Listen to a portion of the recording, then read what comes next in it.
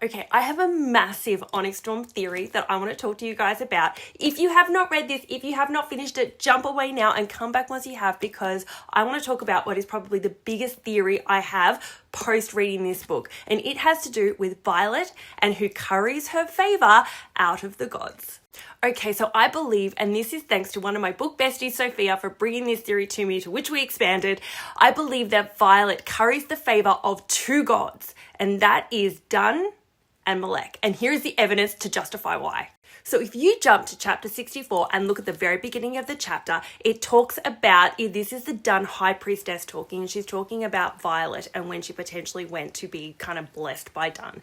And it says, I will pray to her that she need not use it to avoid reacquainting herself with the other who curries her favour. Her path is not yet set. So this is our suggestion that Dun they've kind of gone to do this blessing and realised, no, Violet is already blessed by a god. She already curries the favour of another god, and therefore we cannot complete this blessing transition, whatever it is they do at the temple. So for anyone that doesn't know, Melek is the god of death. He is the god they pray to when they think someone is going to die. Of course, if someone is the god of death, they may also be the god of life.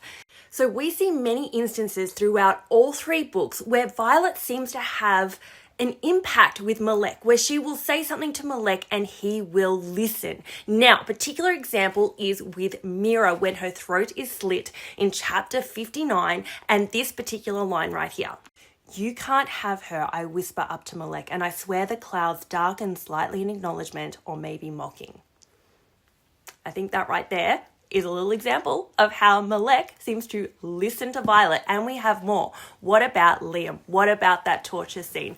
What does Liam say to Violet when she's being tortured and he suddenly appears to her? So Liam says, or maybe Melek sent me as a kindness.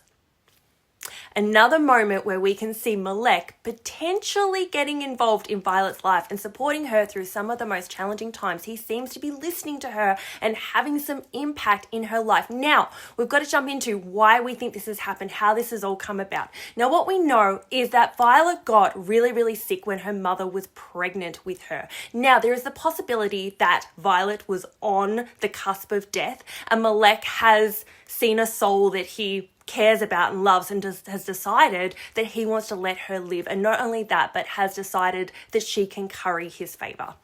So our theory is that Asher, Papa Sorengale, found out about this when he took Violet to the High Priestess of Dun to try to get her blessed. Now, we think that what happened was he went there to get her blessed, potentially to protect her from the venin. I think they might have theorized or prophesized that she was going to turn venin because of the whole prophecy that maybe more had to do with Zayden. And they took her there to go, well, we need to get you protection. But when they've gone through that process of blessing, the high priestess has gone, hang on a sec, there is already another god that curries her favour, so we can't complete that with Dun. Hence, Violet only has partially silver hair. We get that final line, her path is not yet set. So that is what we get left with.